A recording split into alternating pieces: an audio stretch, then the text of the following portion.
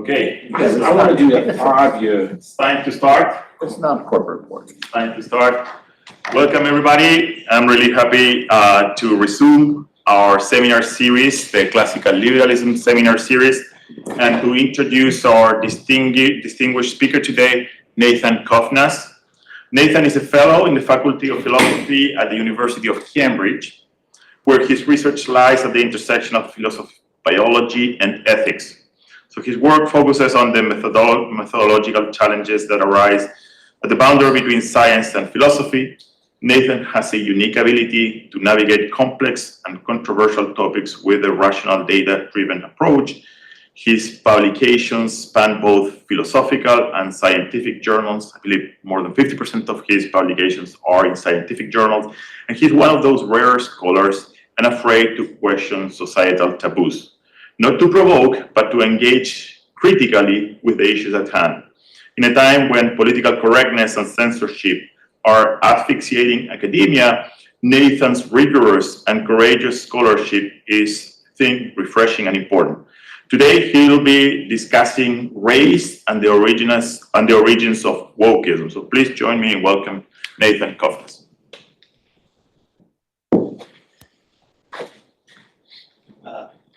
Thank you very much.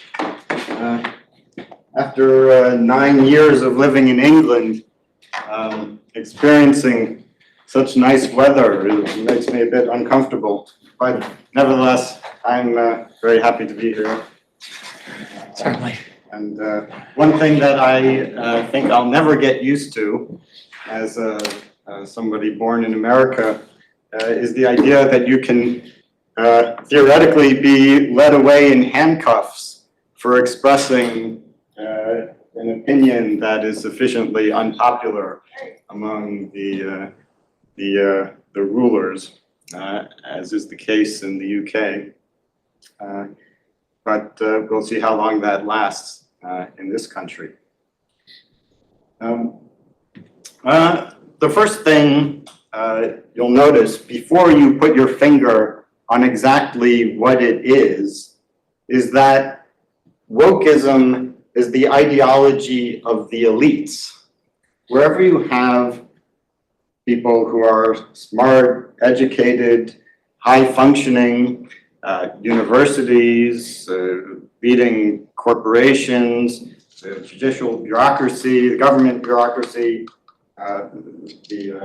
the bird watching club, the American Ornithological Society, everywhere you have those kinds of people, the same orthodoxy somehow arises. And on the other hand, when you look at the opponents of wokeism, you see a somewhat different kind of person. The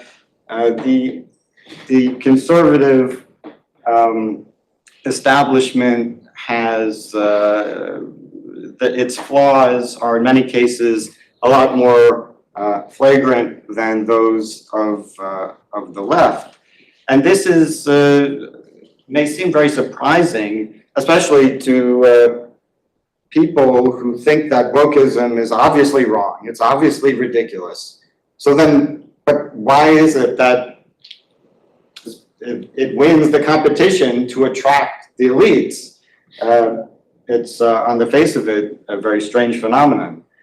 Now, my position is that wokeism attracts elites, educated people, smart people, because it is in fact more intellectually coherent than the mainstream alternatives.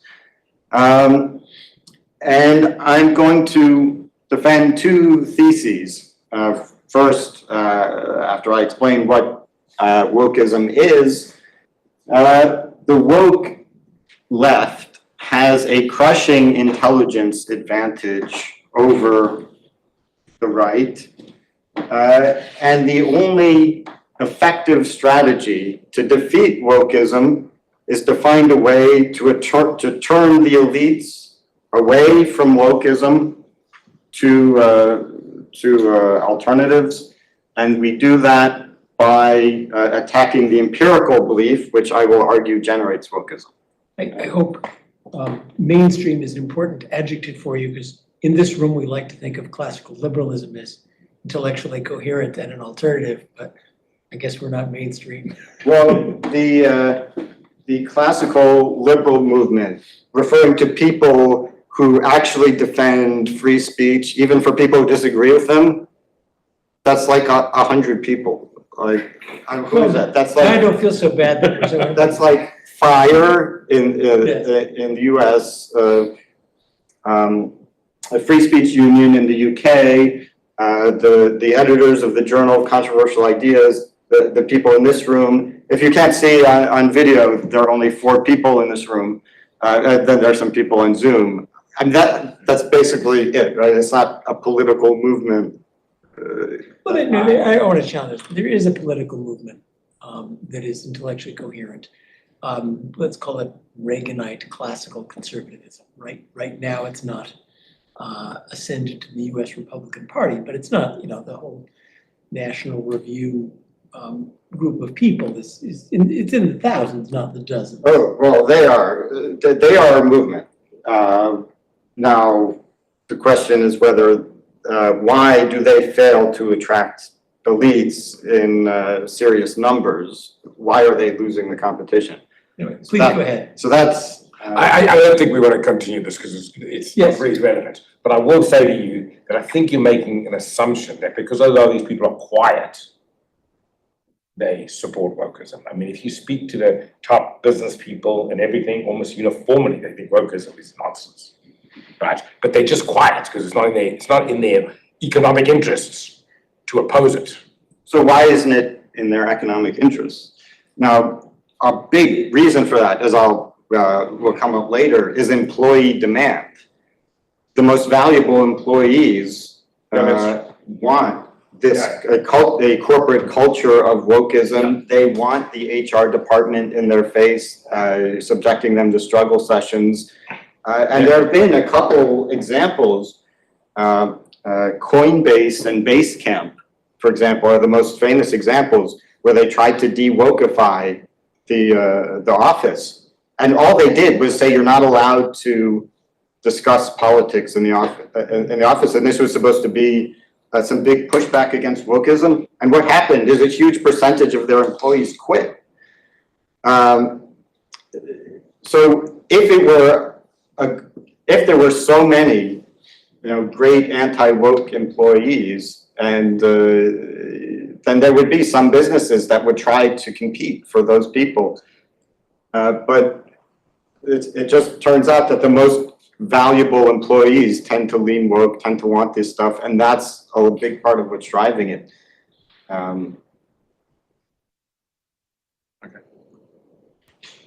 So now, what is wokeism? We've been talking about wokeism. Well, what is it? I contend that wokeism is simply what follows from taking the equality thesis of race and sex differences seriously, given a background of Christian morality. So suppose you seriously believe that all socially important traits are distributed equally among all human populations. And yet we see massive disparities among different populations. After generations of intense efforts to try to correct them. So wokeism simply says we have to do whatever it takes to equalize outcomes. And we know that the disparities can't be due to genes because we're committed to the equality thesis. So it's got to be some environmental factor that causes a 15 to 20 point IQ difference between populations, and that causes huge disparities in wealth and education and health and all the rest of it.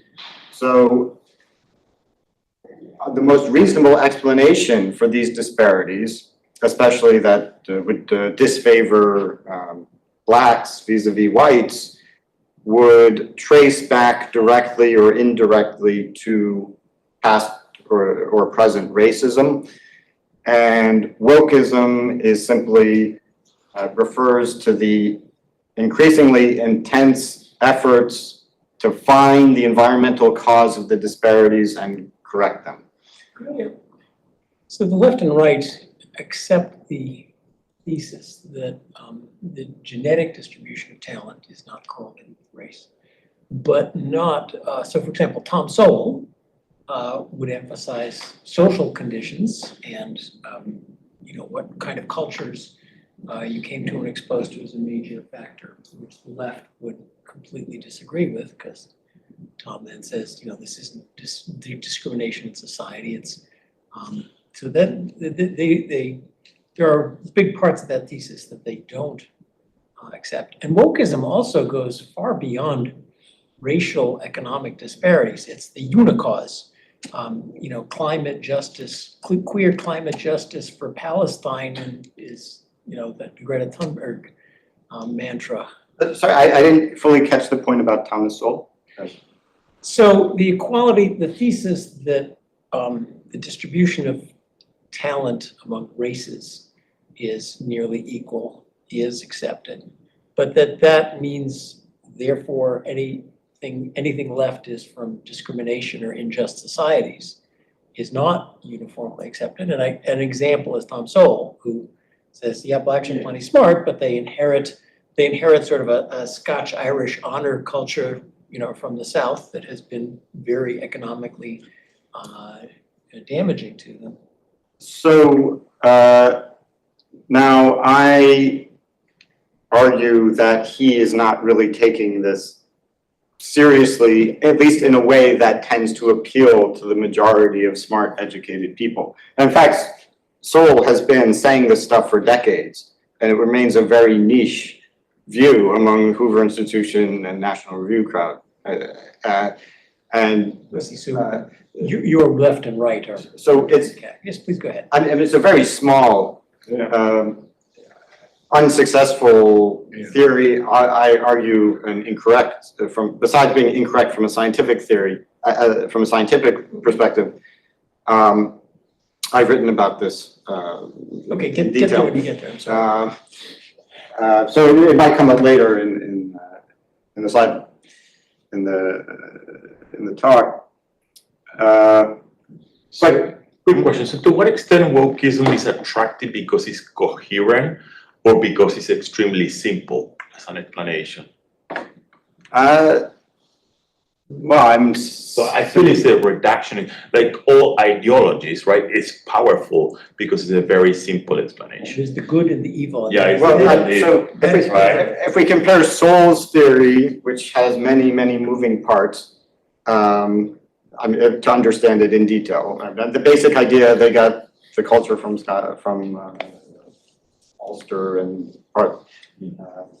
backwaters of Britain and Ireland. I think Would you apply, excuse me, would you apply the same logic to why intellectuals supported communism much more than a common person?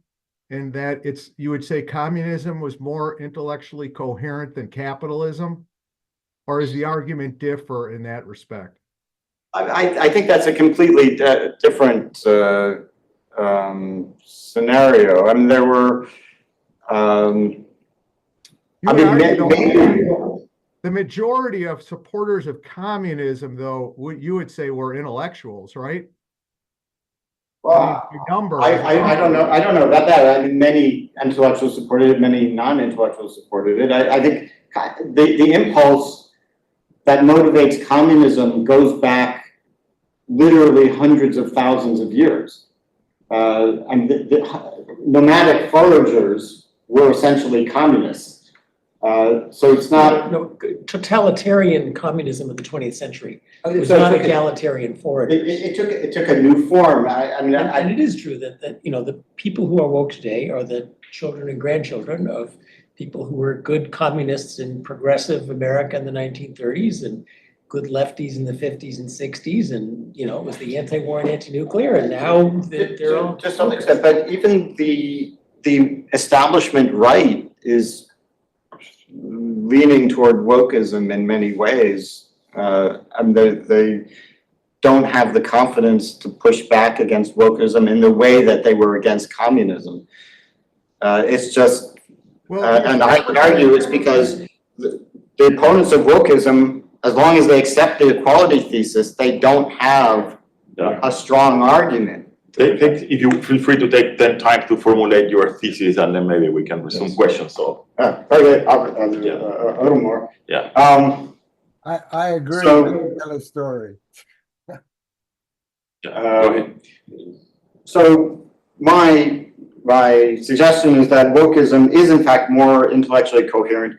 Look, if I really believed that the distribution of all relevant traits was the same in Korea and the Congo, my political views would be very different and actually probably close to wokeism, because I would, from my perspective, I would reject Seoul's theory for the same reasons I currently reject it. The Congo and South Korea have vastly different government systems. John, One of which income. is dysfunctional and the other one is completely functional. But Korea used to be dysfunctional and have all sorts of problems too, right? So I'm saying if They fix their political and economic system, not the distribution of talents. North and South Korea is the best experiment you could ask for. The distribution of genetic talent in North and South Korea is exactly identical. Put them under different governments, and what do you get?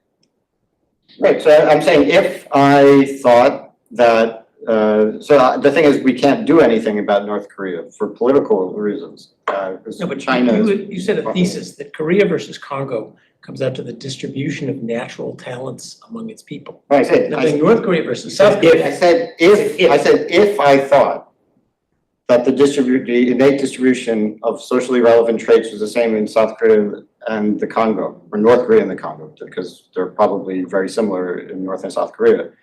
I said then my politics would be very different. Now, what policies I would advocate with respect to these countries would depend on all sorts of geopolitical calculations, which Why I've can't never you really thought believe about. that the distribution of innate talent is the same in South Korea and the Congo, but they have had the same kind of political dysfunction in the Congo as they have in North Korea? And Well, I could believe that. That is a possible belief. The question would be then, is that consistent with the totality of the evidence regarding race differences? Yvonne said, Take your we time. need to let you get to your thesis before. I know, I'm trying to shut you up. Thank you. think you missed what he was saying. We need to stop having prefatory comments and get to it. Okay. Now, I'll briefly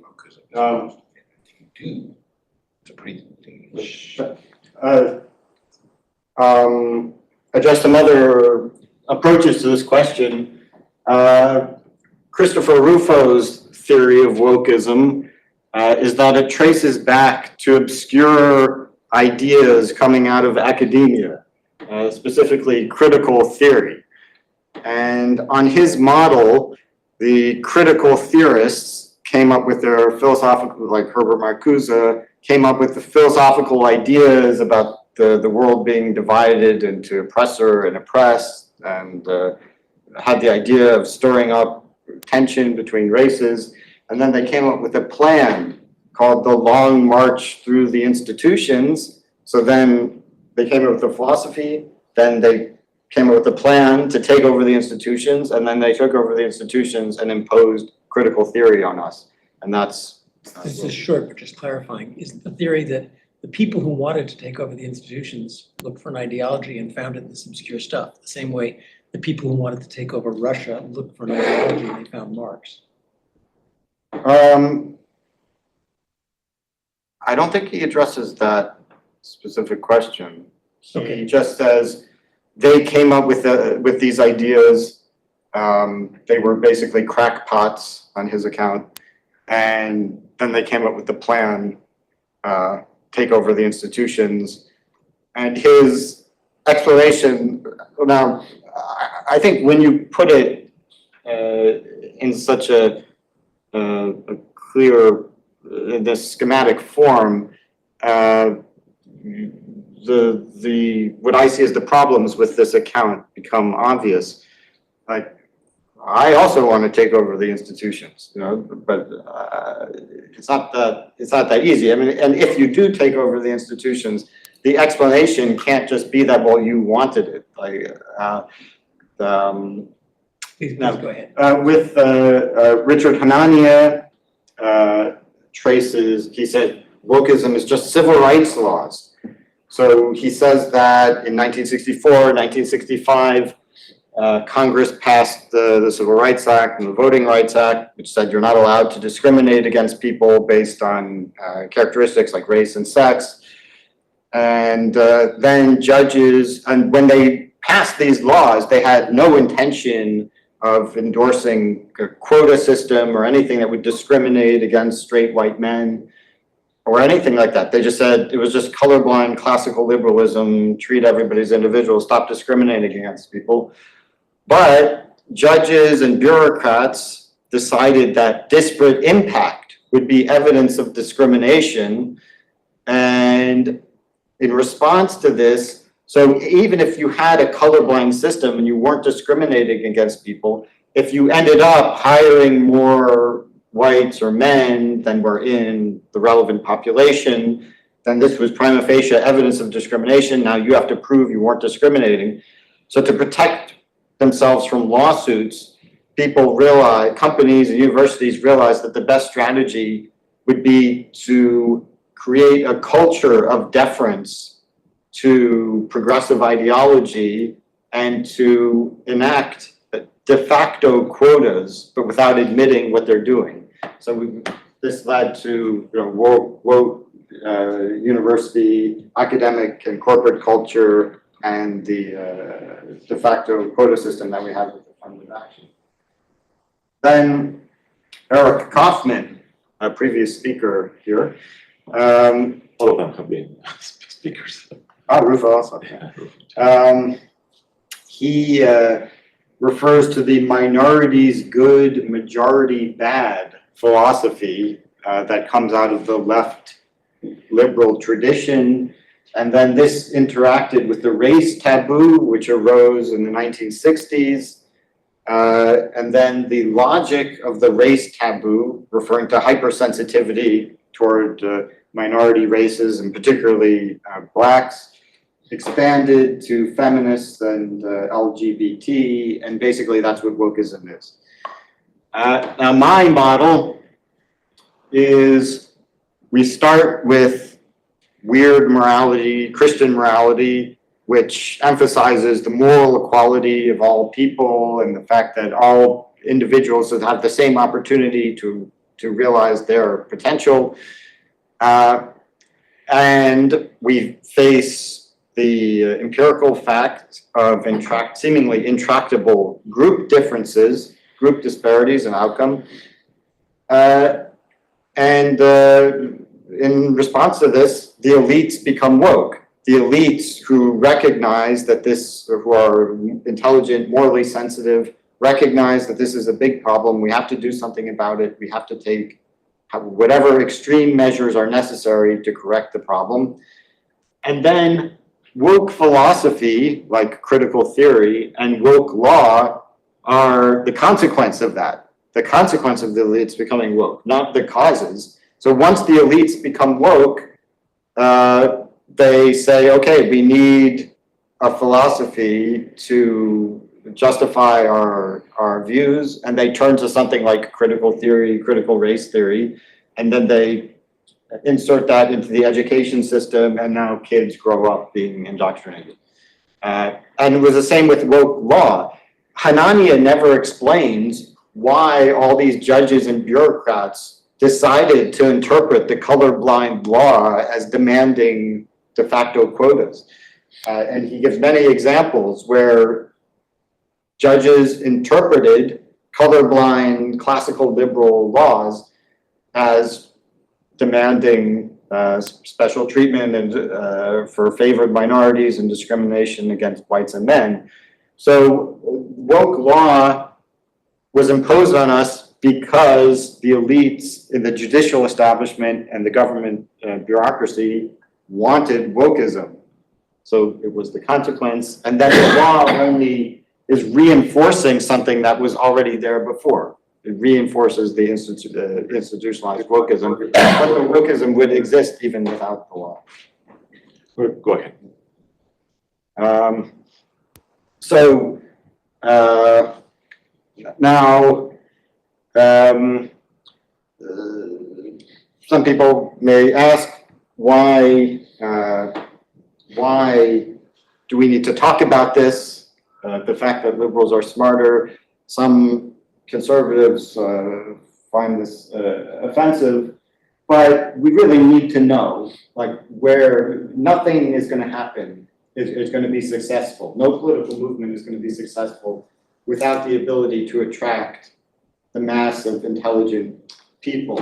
And if it is the case that the left has a huge intelligence advantage over any mainstream alternative, we really need to know about that. So what's the evidence that leftists, which nowadays basically means the woke left, are more intelligent? First piece of evidence, which, okay, you could argue with, but I still think we should take seriously, is stereotype accuracy. Stereotype accuracy refers one of the like 2 or 3 findings in social psychology that actually holds up, refers to the fact that stereotypes tend to be rooted in some reality. Right? If you think Jews are rich or Jamaicans are fast sprinters, that's not totally based only on irrational prejudice. Right? There are statistical differences between the populations that are in the direction of the stereotype. And when it comes to conservatives, stereotype accuracy is bad news. When you think of the scientist, the typical intellectual, the typical anybody doing something smart or successful, it's usually a leftist. And when you think of conservatives, you think of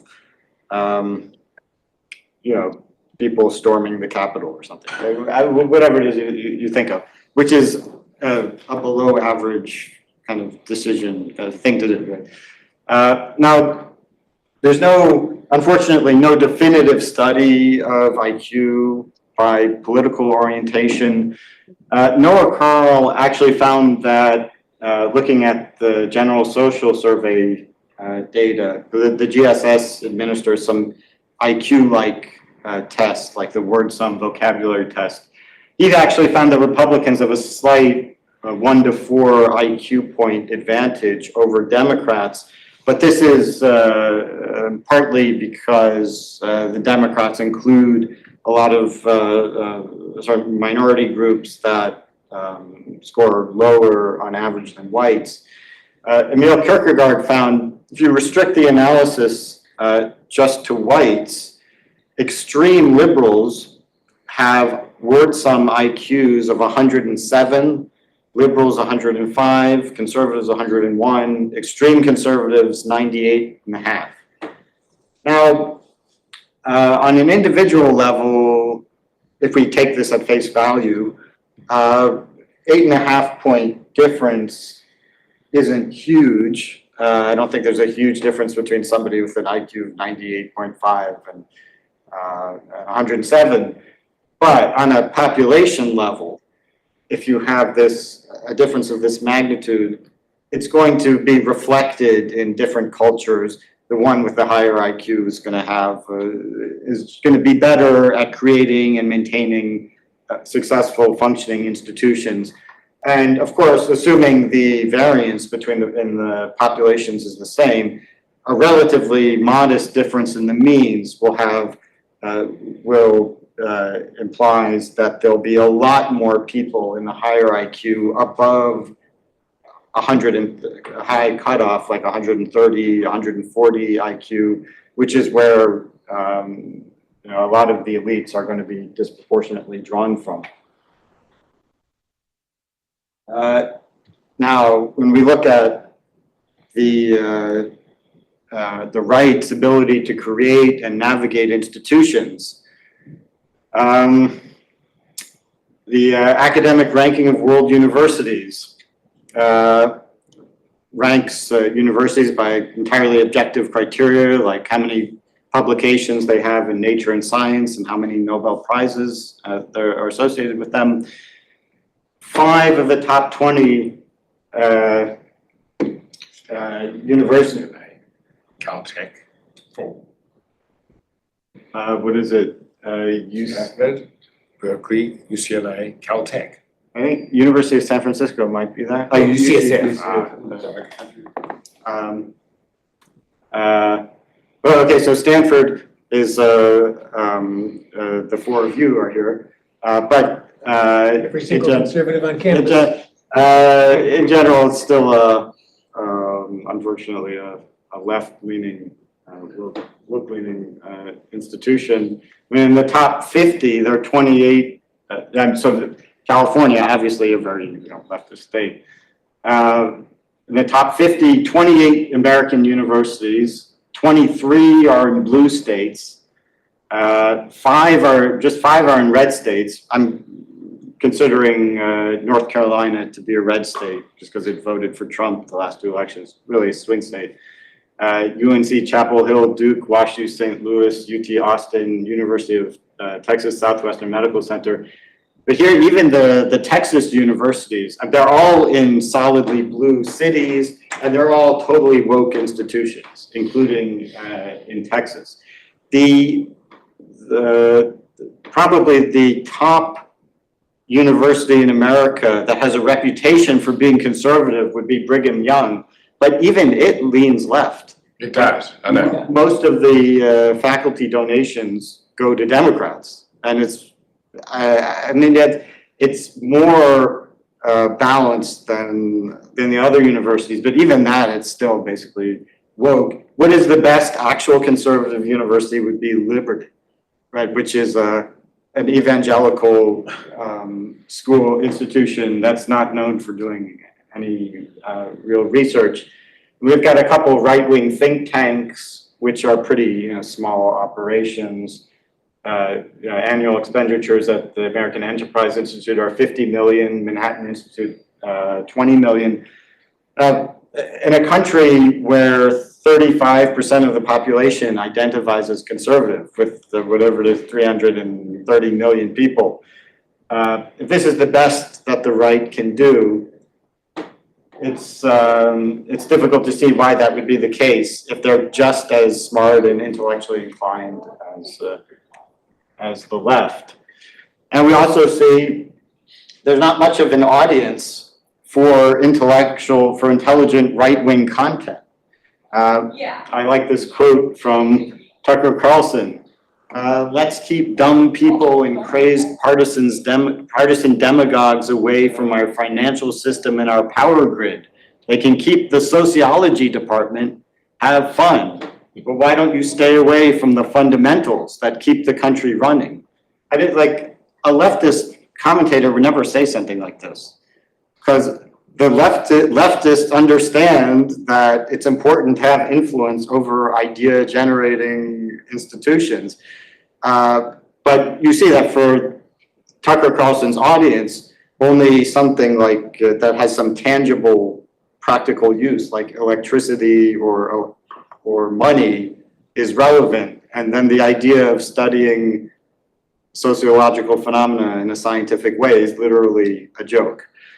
But in 2009, Tucker Carlson at the CPAC convention suggested that he acknowledged that conservative institutions are falling short. And he said that conservatives need to create our own New York Times.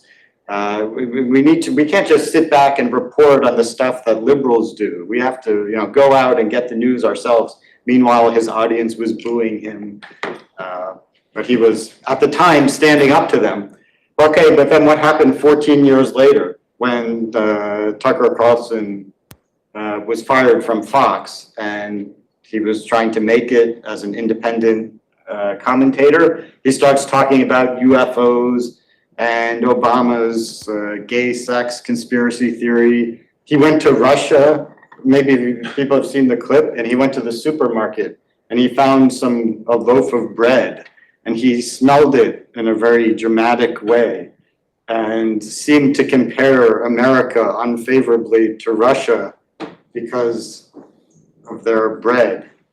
And just yesterday on the airplane, I read that Tucker Carlson is now interviewing some Hitler apologist.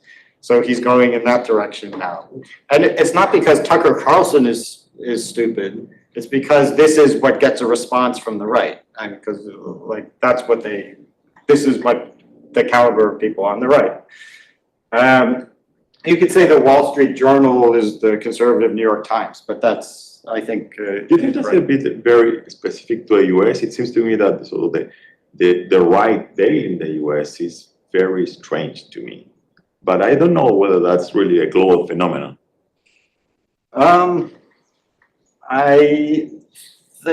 Most of my data here come from the US, but I suspect,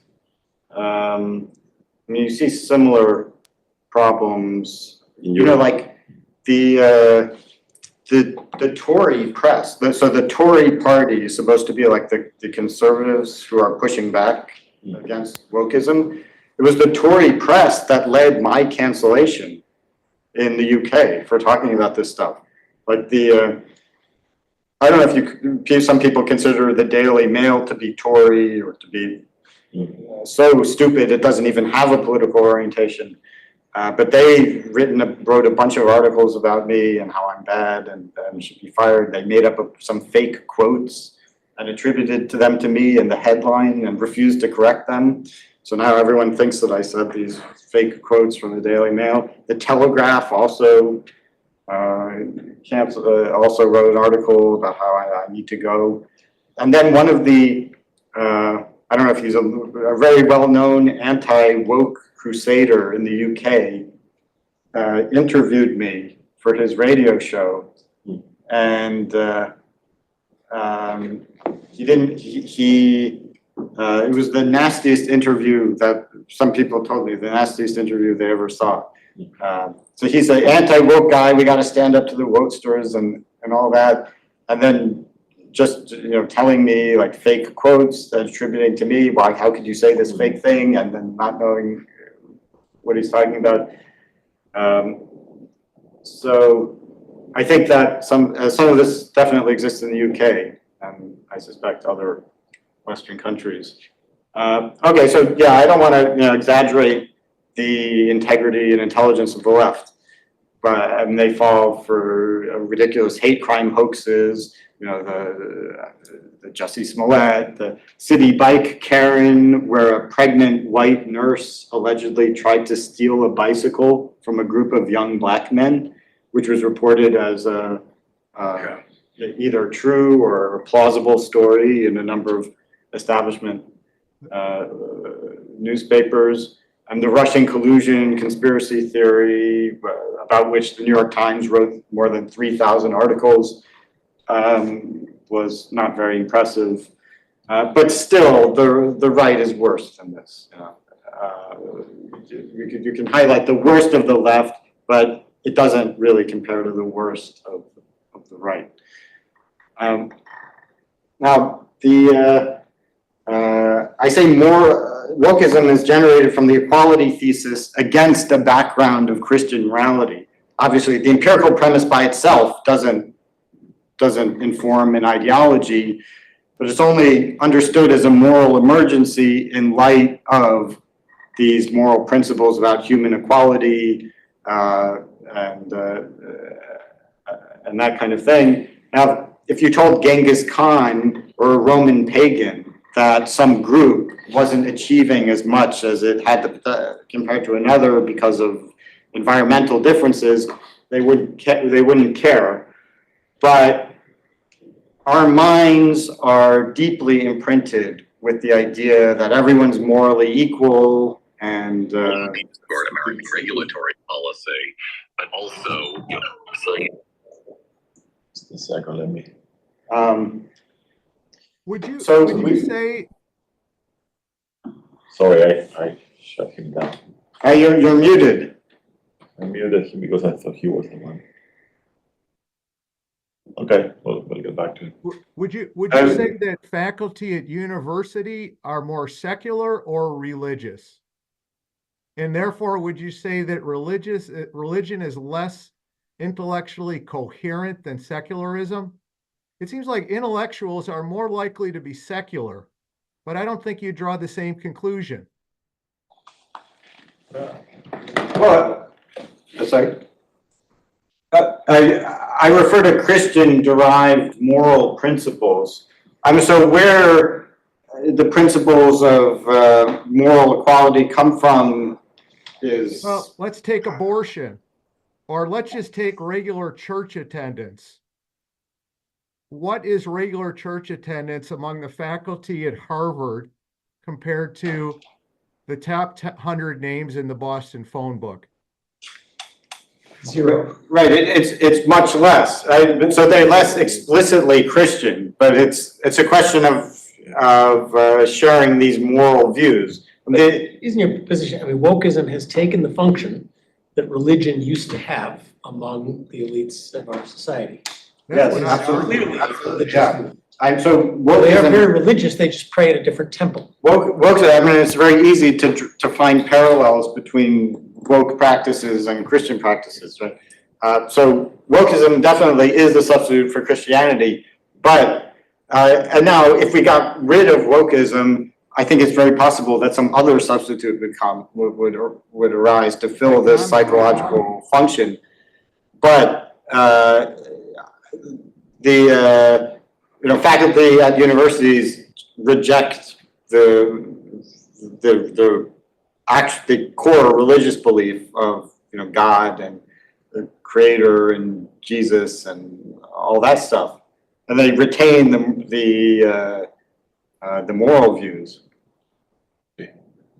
Yeah, but what I'm saying is something slightly different, is that if an idea is widely accepted among the intellectual, it does not necessarily imply it's more intellectually coherent. It doesn't necessarily imply, but I think the argument you're making, right, you're giving us evidence that I guess there are fewer cranks on the left than on the right. I don't necessarily agree with that. You got to show more evidence of that. This is anecdotal, obviously.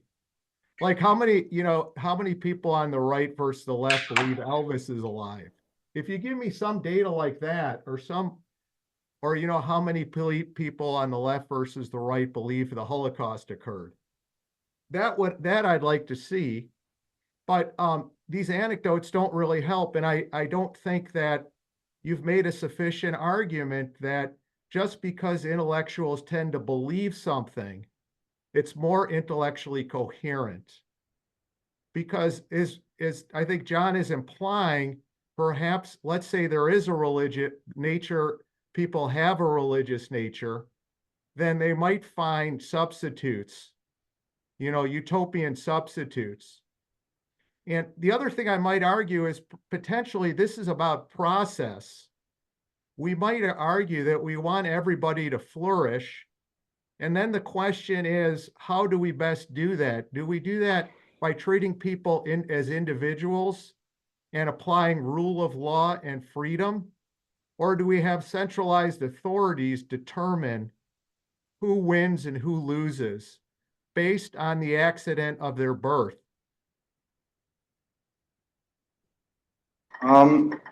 So I argue on philosophical grounds that wokeism is more coherent than the mainstream alternatives.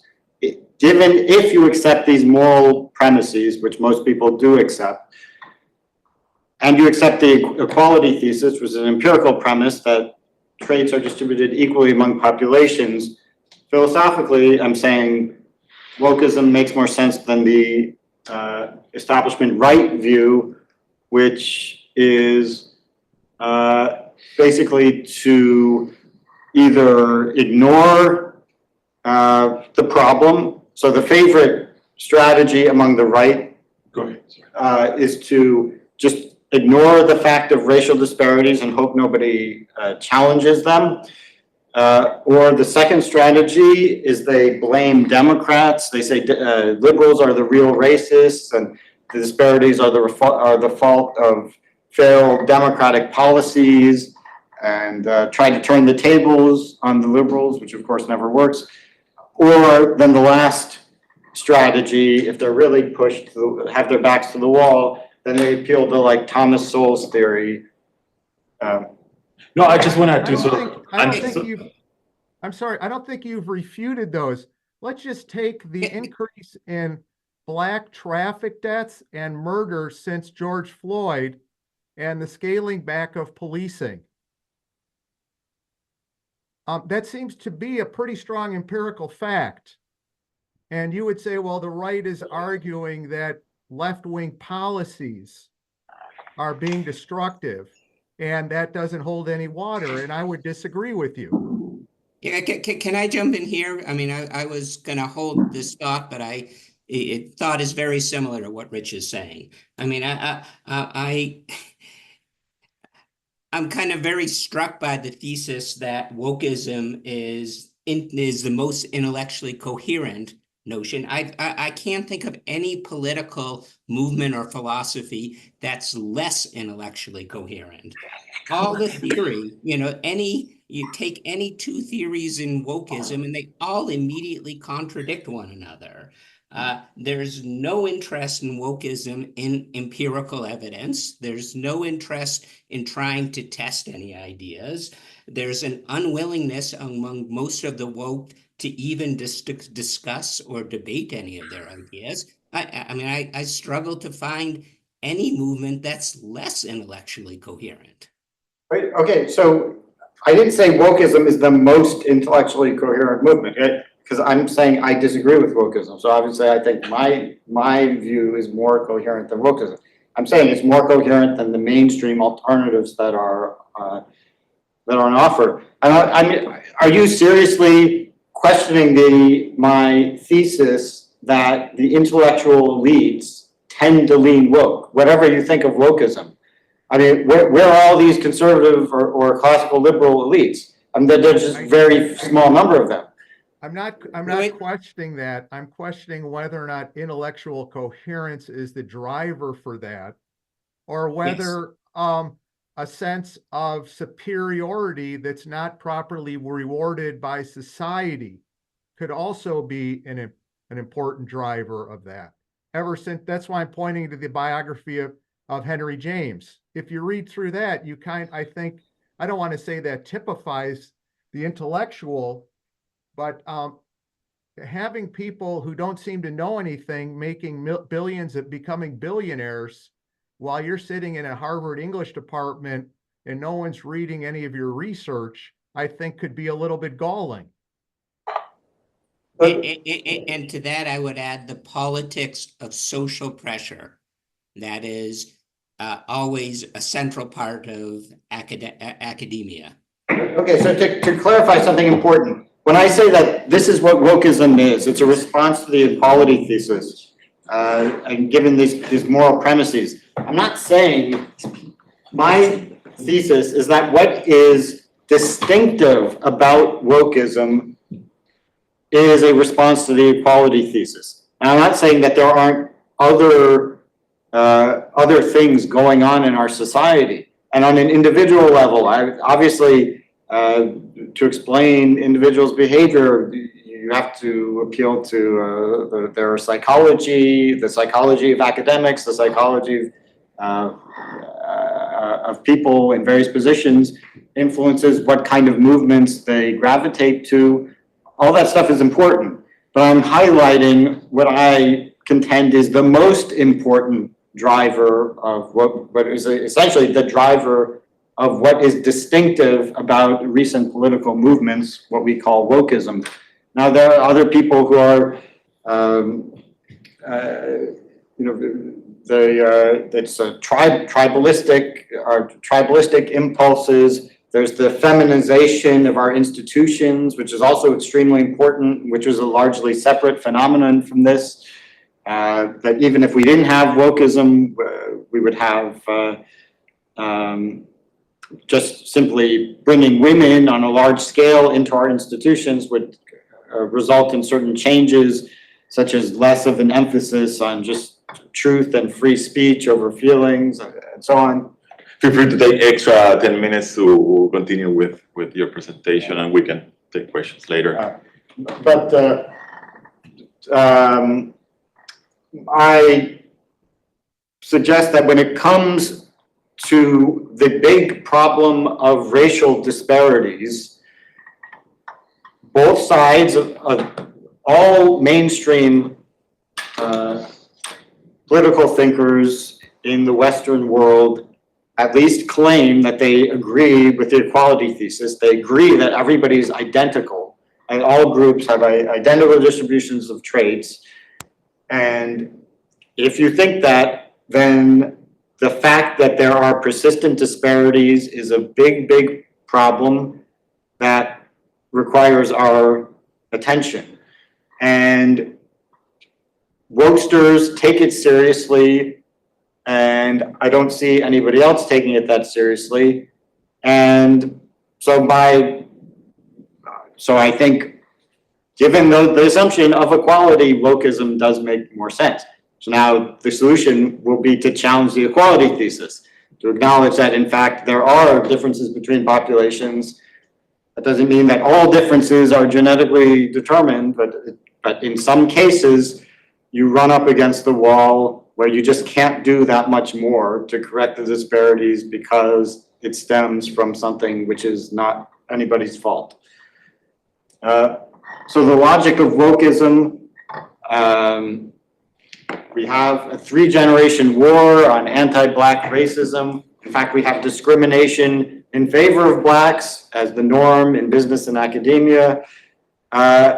So it follows, well, if all these measures we've taken, that we tried colorblindness, we tried affirmative action, we tried all these things, and we still have the same disparities, pretty similar, not a huge change in the last 50 years. So it must be that the environmental forces that cause the disparities are much subtler than anybody thought before. So maybe it's structural racism. So racism that exists in the system, even if no individual is actually racist. Or maybe statues of a white man with politically incorrect beliefs about race. Maybe that has devastating harm. Or saying a word that causes somebody to feel bad. Maybe that lowers IQ by 15 points. And if you say that's ridiculous, okay, then what's your explanation? There has to be some environmental factor that causes the disparities. In wokeism, there's also a refusal to look at obvious environmental factors sitting right in front of us. For example, the disastrous public schools into which minorities are forced to go, or the, you're not allowed to build houses so that people could have opportunities. Don't wokesters talk about that all the time? Don't wokesters say the schools are no good, the schools are racist, they don't get a proper education? That's a big thing for them. Yes, but they don't say we need to get rid of the teachers union, which is exactly what's causing schools to be so awful. Okay, I mean, that's kind of a way of turning it back on the wokester and saying you're the one who doesn't take the inequality seriously. I guess I mean. Anyway, this was supposed to be the logic of wokeism, and okay, that is the logic of wokeism. So okay, so you now if you follow the logic as I suggest here, I think there's just no way to avoid the witch hunts and cancellation, discrimination against conservatives, the grievance studies, all of this stuff arising in increasingly desperate, hysterical attempts to find the hidden racism or the hidden environmental causes of the bad disparities. And then we have a similar line of reasoning with respect to sex differences. Now, why is it that opposition always fails? The ratchet is always going one way, toward more wokeism. And as I said, it's simply because the mainstream critics of wokeism accept the premises that generate wokeism. Isn't it a little bit stronger? You're going, if you don't accept it, you have to question the center of the religion, the center of our society, Christian values. Everybody has equal opportunity. It's your fucking fault if you don't make it. That was a Right? Christian value. That is a Christian value. So the point is, if you say, wait a minute, this isn't working, that you go back to the assumption, and the assumption, that must be wrong. And now you're saying Jesus didn't exist. And that's too much for this religion. For all the intellectual. I mean, I'm bolstering your point that it's too much to have to take back and say, no, there are racial differences. Well, no, very few people are willing to do that. But that's what I'm saying. Yeah. It's not just that that the assumption, the premise is the religion.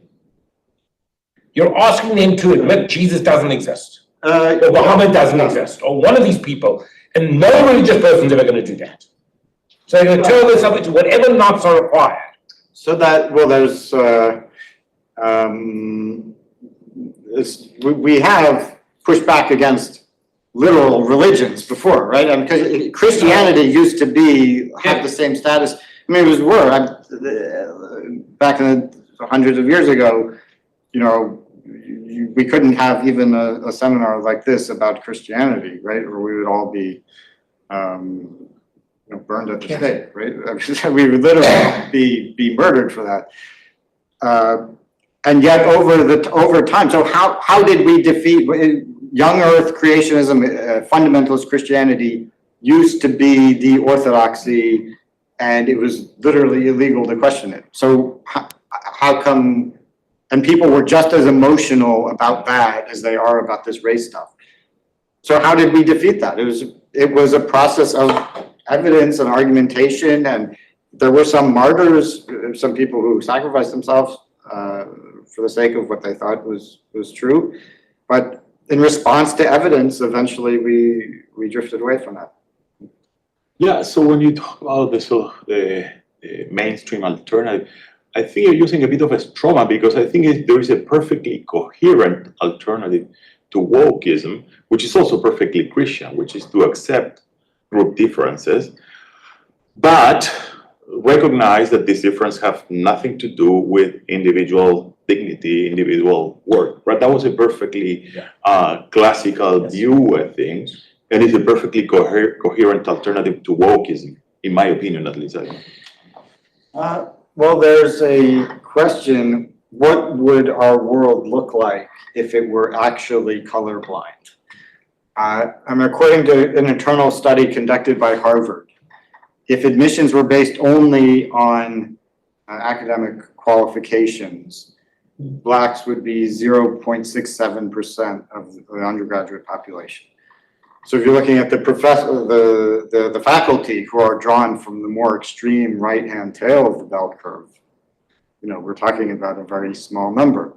How would we feel about that if in our society, if at elite institutions, representation looked nothing like the demographics of the greater society? Teaching people to be okay with that, it would be a tall order. I would guess that this taboo is also true in non-Christian countries, though, where there are minorities that are underrepresented. People feel uncomfortable about the underrepresentation of minorities, whether you're in India, maybe Africa, or I don't know, that would be my guess. I don't know about the data, but that's my impression. And yeah, it's a problem with multiracial societies when people, especially who look different, and you see with your eyes that certain people are not as well represented in selective positions. So there's a question of what would come next on my account, and that's a very difficult question. Now, I think that some kind of quota system just might be necessary, at least in the short to medium run,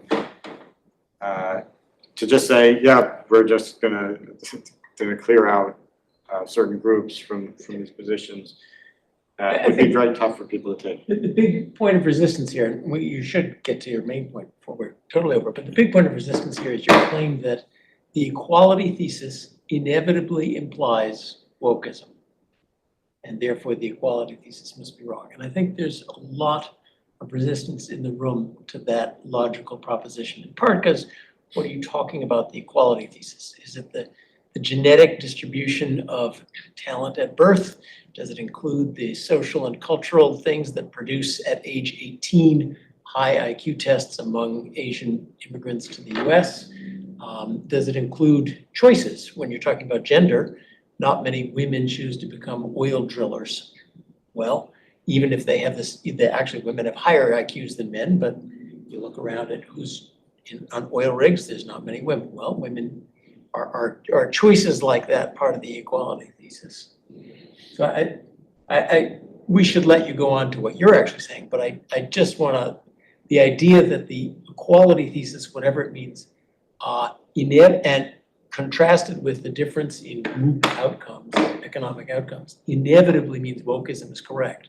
I don't think we wanna let you assert that without saying, we're not so sure. What's the last point? That We don't wanna let you I mean, assert. that the equality thesis apply. The equality thesis correctly determines that wokeism follows. I don't think we're swallowing that premise, although that may be because what are we talking about? Okay, so. But I Okay, so don't want you- to fight so about let's- it, because I let's- want to hear what your actual positive point is and your actual evidence is. Now, when you ask conservatives to define wokeism, and I'd be curious what my critics in the audience would say about this, they often have a lot of trouble with that. And they say vague things. Jordan Peterson likes to refer to postmodern neo-Marxism, which I'm not an expert in those things, but I understand that's a contradiction in terms.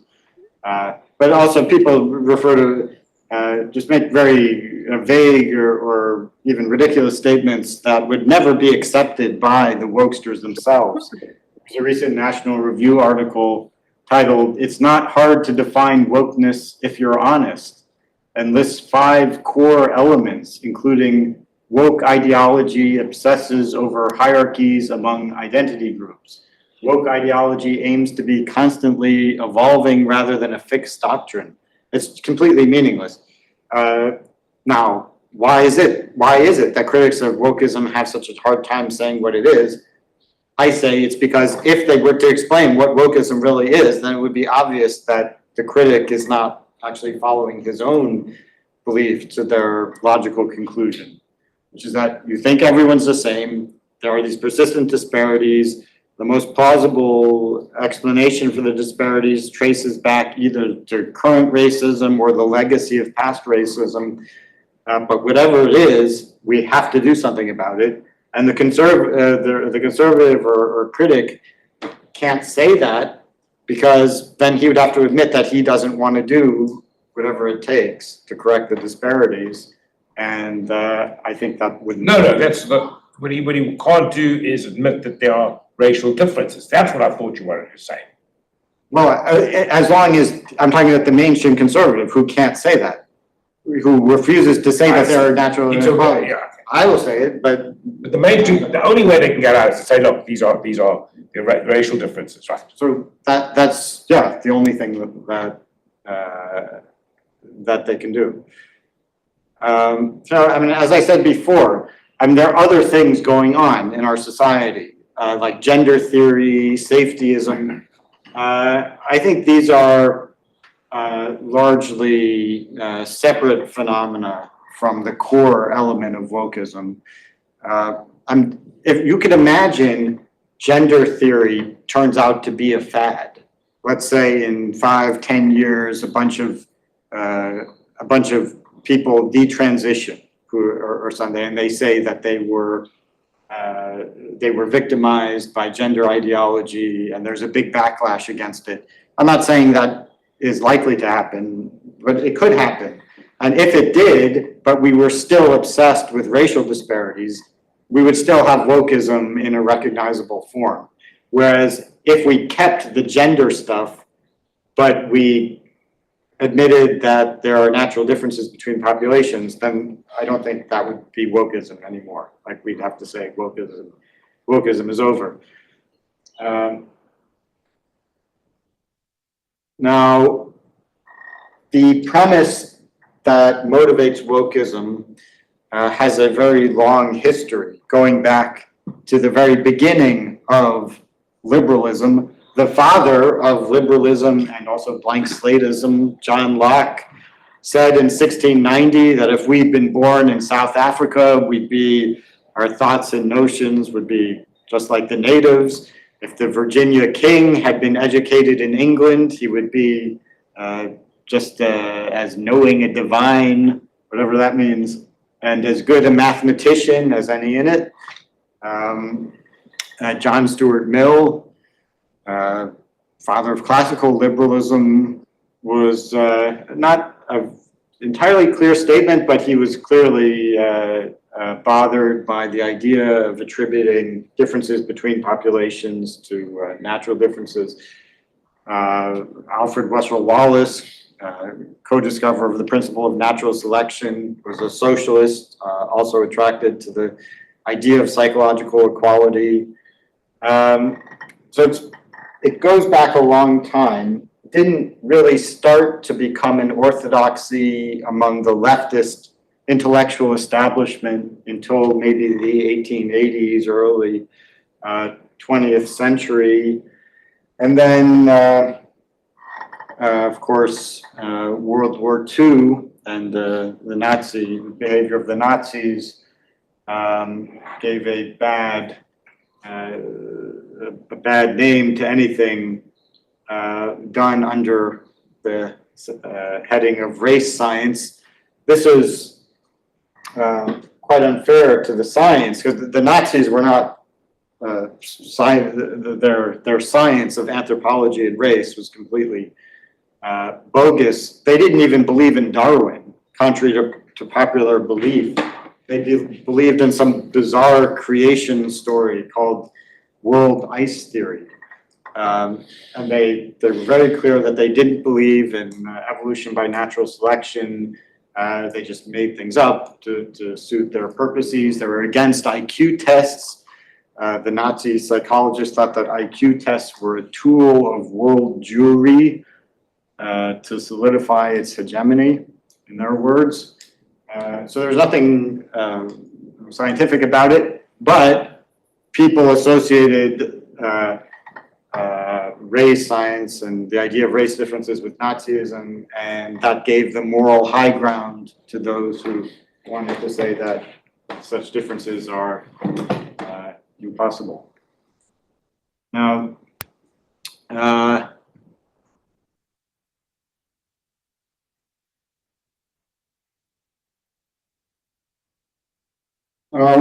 what to do? Christopher Rufo is a very effective activist trying to infiltrate universities, school boards, creating policies that are favorable for conservatives and make life difficult for gender theorists.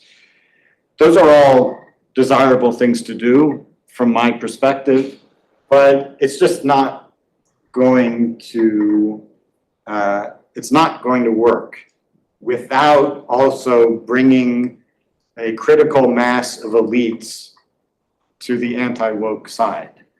The conservative mob, they may, even if it's large in number, even if we mobilize the conservative mob to re-elect Donald Trump, which could well happen, even if the Project 2025 people have a go at our institutions and try to replace everyone in the State Department, and whatever their plan is, there's just no way to prevail against the mass of the elites who keep the knowledge economy, the gears turning in the knowledge economy, the vast majority of whom are either all out woke or basically willing to go along with the woke program. So, Rufo wants to elevate a new class of professionals with the capacity to wield power within complex institutions, which should begin educating and organizing a counter elite of our own. We don't have enough people to do that.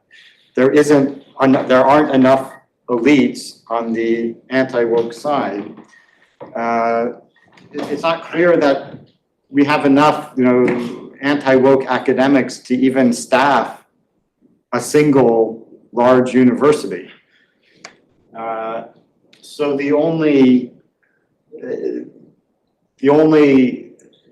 hope we have is to take some extremely radical action, such as challenging, as you say, the religion, the current religion, however uncomfortable that may be. So my plan, I agree with what Rufo was doing. I agree with the legal recommendations made by Richard Hanania,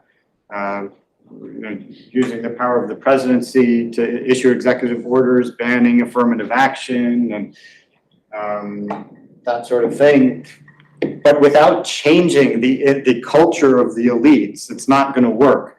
I saw the Supreme Court just banned affirmative action. So it's illegal to have affirmative action. Well, we just got statistics from Yale and Princeton on the demographics of their undergraduate class. And guess what? It's the same as it was before. I think they have even fewer Asians. So the whole point was that we spent years and years fighting to stop discriminating against Asians and to end affirmative action. And now they still have just as much of affirmative action, but they're discriminating against Asians even more. So and MIT, I guess, was the exception. They did, in fact, have then they're still exercising affirmative action, but there was a reduction from 15 to 5% of Black undergraduates. What about us? What happened with us? Who's this? The statistics up for Stanford? Stanford, what's happening? I don't know if It's going down. It didn't go down as much as MIT. It went down here. Or Blacks, yeah. so. On the margins, you'd expect better laws to have a better result, but still, this is not the path to winning.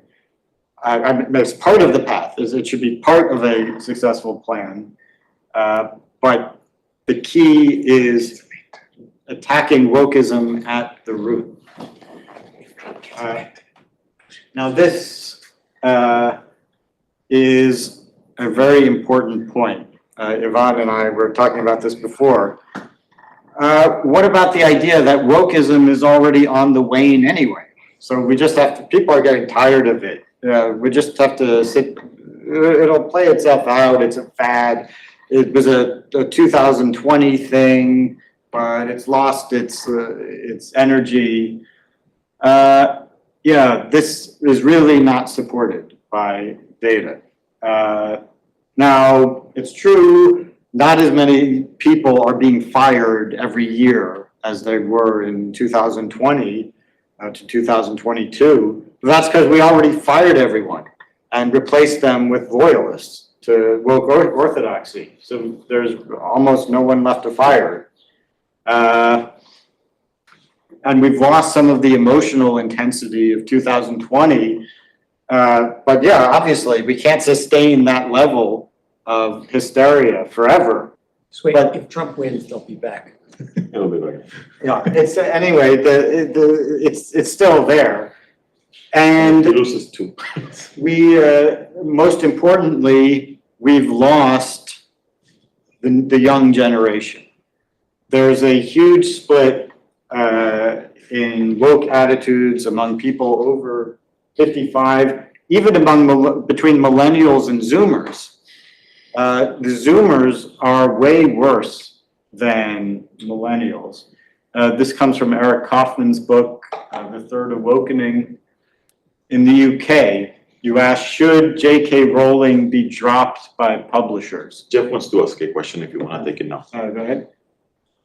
So I'm not sure this is quite the right time for this question, but we're running low on time. So I wanted to challenge your assertion that just because many intellectuals are woke, wokeism must appeal intellectually to them.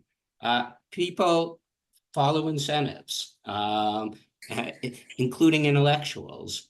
Wokeism never seems to take hold anywhere without social punishments, hiring bans, cancellations, struggle sessions.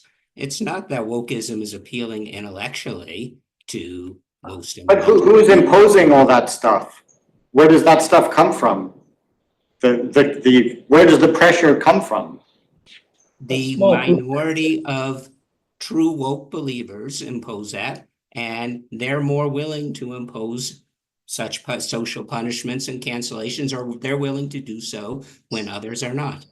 I can tell you where it's coming from, if I may. It's a very simple solution that I believe Amy Wax can expand upon. And I saw her little video which illustrated this point, where he discussed one thing that's missing, the 800-pound gorilla, which is gender. As Jordan Peterson discussed, wokeness is a very gendered quality. And as anyone who has university-age kids or sees university undergraduates, university-age females are very woke and males less so. And the anti-woke people, the Rufos of the world, are almost exclusively male. That's one point. There's a gendered quality to this, which also suggests that wokeness is not going to go away anywhere soon, anytime soon, until we deal with the fact that, as Amy Wax mentions, we have to bring in women to the act of rigorous thinking, as men have been for a long period of time in academia. The second point, if I may, is as a scientist, I'm an atheist. Most scientists are atheists, and most scientists are not woke. We're anti-woke, and we despise wokeness for any number of reasons. We tend to be liberal, classical liberals, but we're very anti-woke. And this idea of intellectualism and wokeness going hand in hand is antithetical to what I see. It's intellectual versus smart people. Smart people are not woke. Fake intellectuals, fake smart people, intellectuals tend to be woke because they're afraid of thinking. What they've done is replace religion with wokeness, because Homo sapiens are, in a sense, Homo religiosus, as E.O. Wilson might say. So we've taken a religious tendency and taken that away and replaced it with something really dumb, which is wokeism. And we as atheist scientists find it untenable. I never quite got I never quite got to my question, which is, I challenge you to tell me any place where wokeism has taken hold without social pressure and social punishments. I'm not sure what you mean, because wokeism, in a sense, is the social pressure. I mean, that's the manifestation of the woke belief, is that you're taking the equality thesis seriously. You're trying to clear all obstacles on a way that are standing in the path to equal outcomes. So, well, if you agree with that, then there's no evidence that wokeism appeals intellectually. If it always comes with social pressure and social punishments, why is that not enough to? It doesn't always come. The people who are imposing the social pressure, how did they acquire the belief? Eventually, it can't be social pressure all the way down. But some people have to act. Why do some people start caring about wokeism in the first place? Actually, I think you guys are being too negative. He's got a point. Can we proceed? So you have 10 more minutes. I'll just finish this very quickly. It's just very important that we understand that the intellectual, that in 10 to 20 years, the world is going to start looking on this side of. People change. I think that's not an assumption you can make. Well, I'm in the world. Look at my views when I was 18 and my views now, they're completely different. I've been changed. Have they improved or? And this is somewhat in the World Value Survey. Change within cohorts is pretty small. I mean, that's what Engelhardt argues. With the exception, there was one big exception, which was views regarding gender.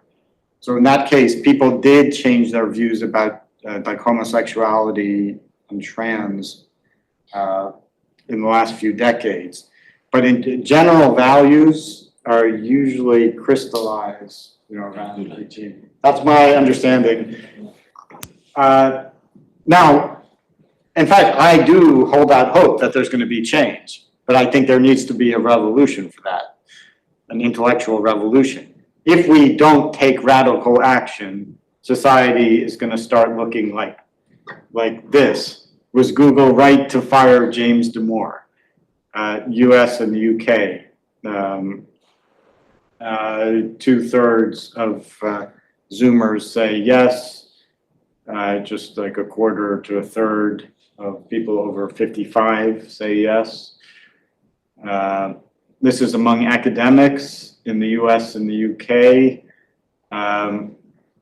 This is asking explicitly, like, would you support a campaign to dismiss this person in response to doing research and making some controversial discovery, like diversity doesn't improve performance of an organization. And so it's like very close to 50% of young academics under the age of 35 are prepared to explicitly support the dismissal campaign, but this doesn't include a very substantial percentage who say they don't know whether they support the campaign. So if you can include those people who don't know, basically who are willing to go along with whatever's popular, it's well over 50%, who say that it's right to try to fire somebody for saying something politically incorrect. That means you cannot do anything against wokeism in academia now, basically. And the numbers are way lower for the over 55s demographic. And now you might think, well, no one really likes living in this cancel culture. People will, get tired of this and they'll try to adjust and there'll be pushback. But no, a majority of Zoomers say that my fear of being canceled, my fear of losing my job or reputation due to something I said is the justified price to pay to protect historically disadvantaged groups. So the majority of Zoomers are, they're woke, they agree with with cancel culture, and they think that even living in fear is fine in the service of wokeism. In conclusion, we need only very radical action is enough to change this trajectory. When were these dates? When Can I were these surveys taken? These are from the last few years. Yvonne, give John an opportunity. Who? John. John wants to ask you a question. Hi, Sorry. I'd like to say something. I absolutely agree with your premise that the core problem with the woke business is this, what I've called in a book I just finished, the equalitarian imperative, the idea that people are really all the same and they have all the same distribution of talents. And this, of course, is absolute nonsense. It's simply untrue. And it doesn't matter whether it's genetic or not. The fact is now, if you look at the population, you will find a distribution of interests and abilities that's very different in different groups, racial groups, and not just racial groups, some social groups also. So it seems to me that the only way to get out of this bind is to argue against that, to show people that it's factually false. And that's what I tried to do. I got so fed up with this that I finally wrote a book, which was not top of my list, I can tell you. And I ended up with the subtitle, Celebrate Diversity of Talent, not of color, race, and all the other rubbish, but the talent. People are different. And some people belong at Harvard and some people don't. And so what? I mean, that's the thing that people have to get over. If a small percentage of Black people make it into Harvard, that's not a problem unless there's nowhere else for them to go. I mean, there's absolutely no reason everybody should fit into every occupation. Anyway, that's my little spiel. I agree, although I think it does matter whether the differences are rooted in genes or not. Because if it's the case that you could confer an extra 20 IQ points on a population by some sort of environmental intervention, I think there would be a moral imperative to do whatever it takes to get that done. And What's the data against that? well, now I think, yes, I think the data suggests that we're not going to have that to be able to correct these disparities. But I do think it makes a difference, and we have that effective pushback would have to be hereditarian. We'd have to explicitly endorse hereditarianism about group differences. But I still want to go back to environmental differences which persist. One example is the tender mercies of the welfare state. In the 1950s, blacks were advancing very rapidly. Black families were intact. We passed affirmative action, and we passed welfare programs with 100% marginal tax rates. Bingo, family completely disintegrates, people get stuck in poverty.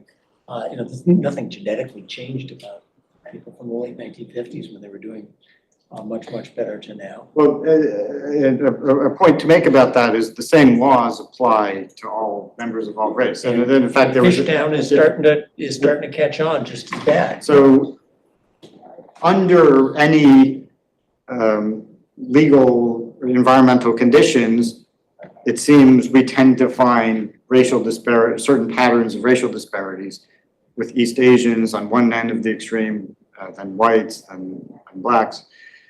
Now, maybe those policies were a bad idea. They've have bad effects for both whites, blacks, and Asians, have bad effects for everybody. But that wouldn't be evidence that the differences per se are environmental, because there were also differences between blacks and whites 50 years ago. I won't spend your last 30 seconds on defending the corpus of Tom Sowell's work. That's it? Well, if people who are interested, you can see my Substack post, Thomas Sowell's Wishful Thinking About Race. Great, thank you, Nathan. And thank you, everybody. And next week, we'll have Glenn Lowry to talk about his new book, his Confessions, The Confessions of Glenn Lowry. So please join us next week. Thank you.